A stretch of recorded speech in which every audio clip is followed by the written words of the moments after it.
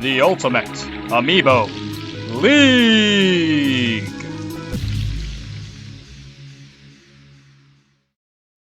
Hello everyone, I'm Leica Bosk. And I'm Muzdu. After a crazy round with the top two in points being kicked out, we're left with Jin Kazama and Boromir fighting for a top 4 spot. This league is crazy, I'll tell you that much, Muzdu. There's a lot of things on the line in this fight. Boromir's looking for their first finish that's not 8th place, and Jin Kazama's looking to extend his lead. Or his win streak. 5 now. Which we've never seen from him before. No, we haven't seen this type of play style from Jin Kazama. He's always been aggressive, but that's typically only against, the Eclipses and the Blastoises of the world. He's fought against multiple fighters and played beyond his skill level, I think. It does. I would say it looks like that's what we've been seeing. We've been seeing him play significantly better than normal. And this is a very even matchup, once again. I mean, the speed of Jin Kazama versus the sword length of Boromir, it balances out pretty well, and it's just who gets the right move set at the right time. It's more of a prediction, less than I'm top, and a counter comes out. Beautiful counter. Was that an air dodge to avoid that? It wasn't that? Air dodge to avoid it. Wow, And Jin Kazama strikes first. Jin Kazama takes the first stock at the happy tree of Yoshi Island. That's a sentence I never thought I'd say in my life. He's really going low with that recovery. And he is, it's but working. Because the damage he can punch through the stage, it's actually coming out to help him. Still a stupid mechanic, but... I don't disagree. 42 damage given. Not bad at all. It's not. I mean, he's just playing so well. But that's 34 on one hit from Boromir. And then we got some dancing. And now it's even. Very smart gameplay. He's utilizing it. That was supposed to be a counter, but Jin Kazama grabbed him through it. Can you counter a grab? No, you cannot counter a grab. Boromir now taking the lead.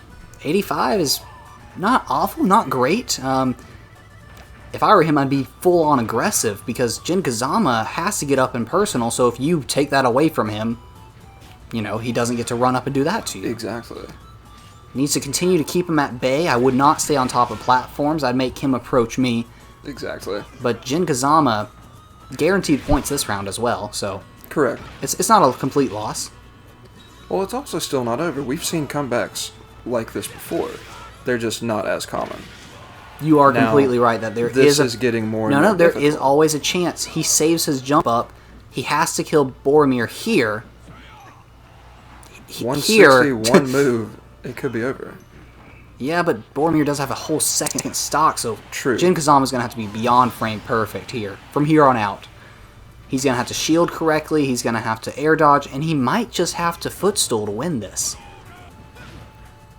It's going to be difficult. Boromir's playing really safe. You notice how he's not going off the stage. A quick dodge from Jin Kazama racks up 4 damage. It's not going to be enough.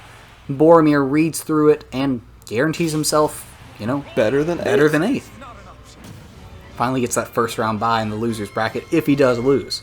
True. He doesn't plan on losing, but let's see what else happens.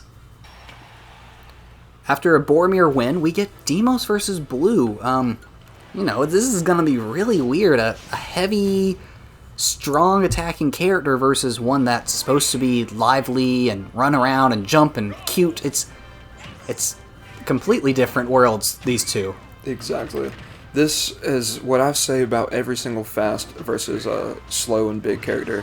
Whoever strikes first and picks up the momentum first is going to be the one that takes it home. A little bit of dancing from Deimos. Perhaps that's a mind game. Couldn't decide what he wanted to do. But Blue's not afraid to go into that move, and just like that, it's both even kill percentage. But Blue takes the first stock. I don't think there will be a 3 stock in this matchup. When it's so easy for Deimos to get knocks, I think you're correct. I think they're all about damage output, these two, and I think they love their smash attacks more than anything else. Blue's really doing a great job of using the different levels of the stage to really force Deimos to either approach him or stay above him, which then just gets him killed. Yeah, this is... See, right now it's just Deimos can't keep up with the speed. They were out there able to get some damage at first. That spike brings them right back into it. It's not going to win the match for him, but it's definitely a momentum booster, correct? Exactly. And that's a momentum killer. So, I mean, we can, like we've said before, Deimos can do 50 damage a hit. I think what really wins this match is staying on the floor. Notice how Blue was able to bring him up to his level, and now Deimos is at a disadvantage. And that's got to be a spike. Wow. Blue was not that far off from a 3-stock either. 30 damage. Blue came quite close to delivering that and getting that extra point. Well, amazing job for Blue, and let's see what happens in the rest of this. Now we get into Raven versus King Cannon, and Muzdu, you recall what happened last time these two fighters met, right? Last time they met, King Cannon did take the dub, but as we've seen, Raven just had one massive upset, and what? And we're about to see what happens now. I mean, last time it was actually a very close match because King Cannon just had the proper play, a footstool put him in the lead, and he just maintained the lead. Here, Raven gets to go against his second heavy in a row. He's gonna have to play more cautiously. I know that he's all about jumping up in the air and winning like that, but sure, you beat Blastoise. King Cannon, you have to have some vengeance. You have to have some anger out here to win this one. And I think he might just have that anger and vengeance. What do you think? I think he is playing lights out. Well, and the funny thing is, King Cannon played lights out on Fry the round before. And a little bit of a taunt there, and a taunt back. Kind of an answer, a response, to the question. Wow, that move hitting for 30, though. And that's it. Wow. Even though Raven had a significant lead percentage-wise, King Cannon just took the stock. That's why you can never underestimate these big boys. I do think that Raven really needs to stop taunting if he wants to win this match. He's losing too much time to taunt when he could be chasing him down and finishing the stock off. He's approaching 200% and he's not dead yet. Yeah, that is an issue. There we go. That was beautiful. But 40 damage? Oof. Now it's 60 damage to 0. Also, what's interesting is King Cannon does have projectiles, and can't he send projectiles back? He can, but so can Raven. Oh, yeah, that's what you meant, yeah. Sorry. He can. He did try to use it once, but the crown was already in his hand. A little bit of a counterplay there. Good way to get behind him. He's going to have to start using his combo game a lot more. He does have lasers. If he wants to win this match, he's going to have to think about it. A spike! That changes the whole momentum. It does. That is beautiful. Now, King Cannon not having his crown for this little bit, does that really affect him that much, or is it just a mental thing? We've seen him play without it, and he doesn't necessarily use it non-stop, so I don't think him not having it for that brief moment didn't affect his playstyle. Do you think it's a mental game where he's no longer the king? Oh my goodness. Wow. Another stock from Raven, and that match went all over the place. It did. We went from being a great match, Raven in the lead, to obviously thinking, of course, King Cannon has to take it, to Raven coming right back and just showing us that he belongs where he is. We'll have to see who can win this next matchup.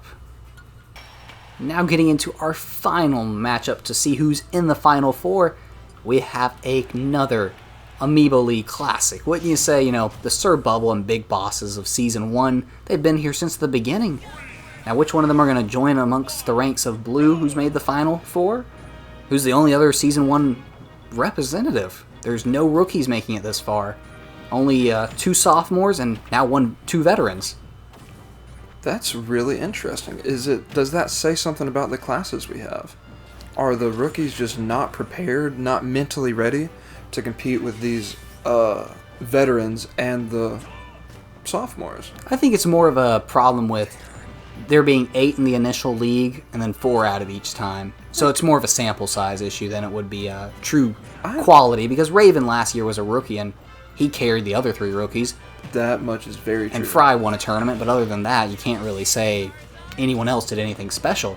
But more about this match in particular, I've already seen 3 different Pokemon out here, and Big Boss is using C4 just like he was earlier. I mean, Big Boss is coming out here and playing very well. And Sir Bubble's not playing shabby either. I mean, he is at his home stadium. He just has to watch out for that C4. Exactly.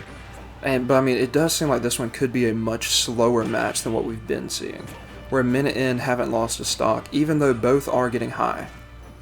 Yeah, I mean, 3:45 really already. It's going to be tough. I don't think it's going to be a timeout, but if it were, that would be a heck of a timeout because we haven't had one yet.